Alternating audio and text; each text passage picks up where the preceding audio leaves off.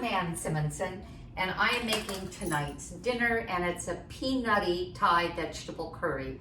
I don't use oil, so I'm going to jump right in because I have this pan heating, and I'm going to throw into my wok. I like the size of the wok. I've got a lot of vegetables, so I just wanted a lot of room. These onions, this is a chopped onion, and I'm gonna let it caramelize somewhat in the pan. Why don't I do oil?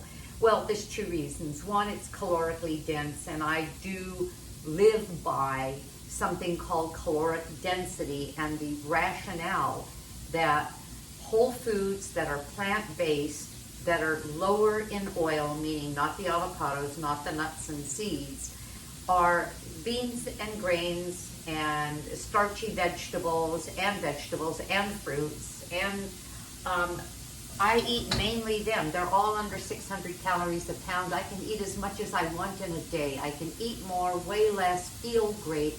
They're the healthiest plant foods on the planet. Well, you include nuts in there and some avocado and some seeds like flaxseed and chia seed for omega-3, and you've got a complete combination. But bottom line, where does oil fit in there? Oil is 6,000 calories a pound. No, we don't eat oil by the pound, but I don't taste the oil in here if I add oil. And a lot of recipes will say, oh, start off with 3 tablespoons, 4 tablespoons. Well, you do that with every dish you make for a meal, every meal of the day, and you've just eaten hundreds and hundreds of calories of oil. Is it necessary? Is it healthy? No. Whole foods that are plant-based are healthy. The other reason is that processed oils, and all oils except olive oil that's cold pressed is going to be a processed oil, is loaded with omega-6s. Well, our omega-6s are way out of balance with our omega-3s. And one way to get them back in balance is to cut back on the 6s, eat more of the 3s, the flax seeds, the chia seeds, the greens. So all of that is why I don't add oil. And yet look, oh, ouch, that's hot. So look, my onions are browning beautifully. They have enough moisture so that without anything, this is medium heat, they are browning. If they start to stick, and if that becomes a problem, I'll add a little bit. This is my own homemade broth. I keep a 1 gallon Ziploc freezer bag in the freezer, and I just keep putting scraps in. For example, I have some sweet potato here. There's some sweet potato skin. I wouldn't use a lot of that, but a little bit is fine. And the peeled carrots and the ends of the zucchini and the insides of the bell pepper. All of that goes in, and leftover bunches of cilantro and parsley, and then I make a broth when the bag is full. I'm going to do a video on just the proportions of that, but it's super simple, and I have free broth. In the store, you can pay $3, $4, $5 for broth that is organic. This is organic because my food is. Okay, this is about ready to go. Now what I'm going to do is I'm going to toast some spices, but I am going to add some garlic. Each teaspoon of this chopped garlic, I just get a couple of heads of garlic, chop it up. I have a mini chopper from Tupperware that I just zip and chop 15 cloves at once. Keep them in the refrigerator, and each teaspoon is 1 clove of garlic. So I just put in 3 cloves of garlic. I love garlic. I could have used more, but I'm not going to let this burn or brown, because garlic, if it gets too brown, becomes bitter, and that's not what we want. So I'm going to now toast the spices. I'm adding curry powder, and I'm adding cumin, and just long enough, see, I can smell it immediately, to toast them. And I'm stirring and stirring. Oh, Oh, that is marvelous. Okay, toast, toast, toast, toast, toast, toast. Can you see a little bit of excuse me. That is so marvelous, I'm choking. All right. See, I have two kinds of curry powder in here. One is regular curry, a tablespoon of that. The other is a hot curry. And I don't know how hot you like things, but I like things spicy, so I added that. And so the hot curry had a little bit of chilies in it. Goes right into your lungs when you do that. Not in a bad way. Okay, this is ready. I don't want it to brown anymore. Now I'm going to add my vegetables, and I'm going to add my hard vegetables first. So I have a nice size sweet potato, and I have cauliflower. This is about 4 cups between the two of them of cauliflower and carrots. And then I'm going to add my liquid because I have some other vegetables I want to add. See, the beauty of a curry is you can use what you have.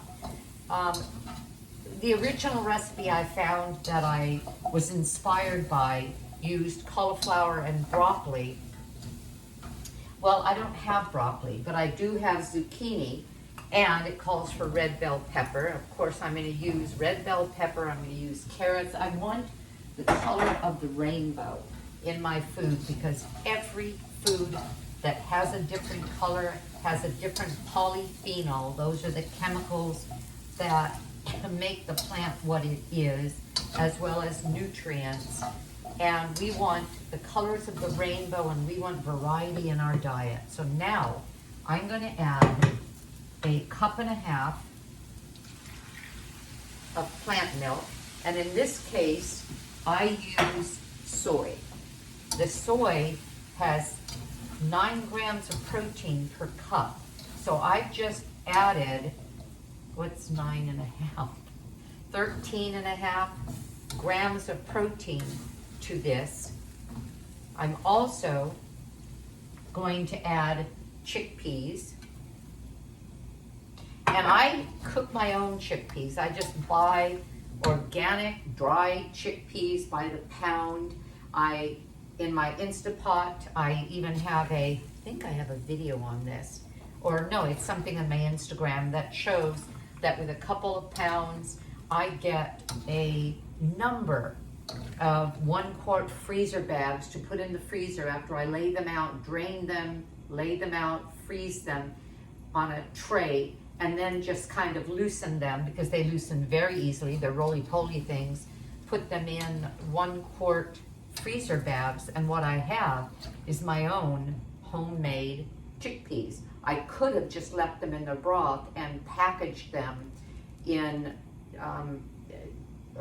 freezer packages and froze them that way. 1 can of chickpeas. If something says get a 15-ounce can of beans or peas or chickpeas, that is a 1.5 cups. It's approximately a 1.5 cups. So this is 1 can or a 1.5 cups of chickpeas. And then I'm going to add the thing that really makes it quite Thai flavor, and that's the coconut that we're getting from this coconut milk. Now I use organic. This is Cadia, and it's rather than the full fat coconut milk, this is light. It's about half the amount of fat, but it still creates a really creamy curry. And a lot of curries, see, I love curry, but I don't go to restaurants and get curry because most of it is full fat coconut milk, a big bowl of broth, a little bit of vegetables. I want a big bowl of vegetables with a little bit of broth, or more is fine. If I want it brothier, when I open this up again, I'm going to taste it. I will possibly add a few more things to it, like some broth or some more of the soy milk. And I'm going to add to it, I did a combination. You can do one or the other. Green curry paste or roasted red chili paste. Oh, that's funny. I was thinking this was red chili paste. That's quite different than I don't mean red chili paste. I thought this was red curry paste, whereas this is green curry paste, but this is chili. Wow, this is gonna be spicy. You know what then? I'm gonna add a little bit more of my green because I want the curry, the extra curry flavor. All right, you'll see it in this was my pre-measuring it. You'll see it in the recipe that I used a couple of tablespoons of the curry paste. It could be either the green curry or the red curry, not chili. Oh, and you know what I forgot earlier? It was right here. And it would have been great if I had toasted it, but I didn't. But toast it when you do it with your spices, and that is chopped ginger. I just take a fine grater. I have a little grater with a little handle, and I grate my ginger that way. Okay, so I have these beautiful vegetables. They are in a broth.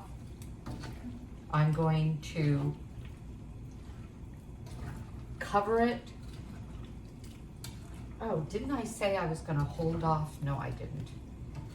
If I were you, if you're doing something like zucchini and the red bell peppers, I was too busy talking, I would have started the carrots and the sweet potato and the cauliflower, and then added the zucchini about 10 minutes, well, not 10 minutes into it, maybe, maybe 5 to 10 minutes into it, so they don't get too soft. So my having done it this way will give me a softer zucchini. It's not the end of the world, and a softer bell pepper, but that's okay. So I'm gonna cook this after it comes to a simmer. I'll cook this about 10 to 15 minutes. Check the sweet potato, that's one that will be the hardest, and when that is soft, I'll get back to you and I'll finish this off. I'll see you in just a bit. Hello, I'm back. Okay, this is ready to rock and roll. I have tender vegetables here, but not squashed, and I've decided to do something. I'm going to do something kind of fun. I've added this to other recipes, especially the curry dishes, the Thai dishes, and that is I'm adding peanut butter. I decided when I tasted this that I wanted a little more richness. Now, I could serve it just like this, so I'm going to say optional.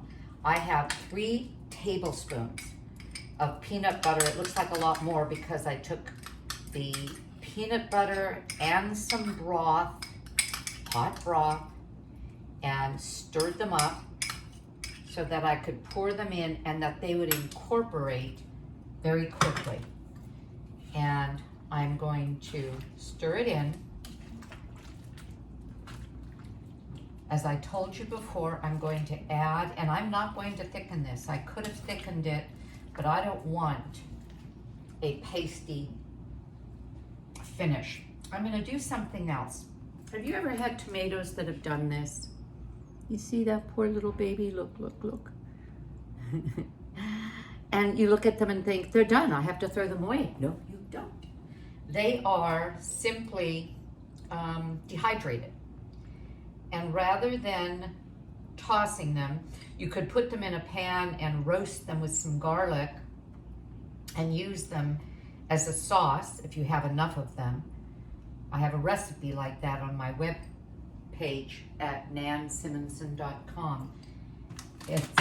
Anyway, so we're gonna plump these guys up and they're gonna give this a nice finishing look, and it'll be fun to bite into one. I'm going to add the lime. Let me add the heat up, put the heat up a little bit. And I even have my slurry of cornstarch here, cornstarch and water, or you could use arrowroot, but I'm not going to do it because it is absolutely not necessary.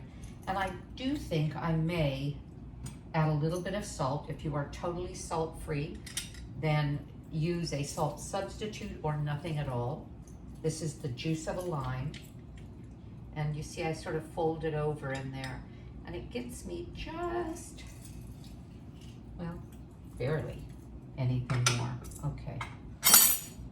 And I'm going to add a half a teaspoon of salt.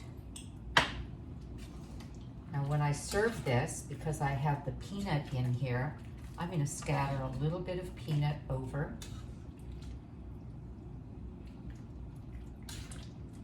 Show you what it's going to look like. Okay. Oh, I wanted to taste and see if indeed I want to add the date paste. Yeah, why not? So I'm going to add, I'm going to say about a tablespoon, about 2 teaspoons of date paste. Now what is date paste? If you don't have date paste, use, well, okay, answer my question. Date paste is, I just did it today as a matter of fact. I used 2 pounds of pitted dates, poured boiling water over them, let them absorb the water, dumped the water off, strained it off, and then put them in my food processor with a half a cup of that sweetened water. And that water will be good for other things as well. Oh, got to throw in my broccoli. This is, spinach. Organic, pre-washed spinach. And this is ready to serve. As I said earlier, I'll go ahead and dress it, take a photo, and attach it to the video. In the meantime, doesn't this look like a great meal? And now I'll taste it again.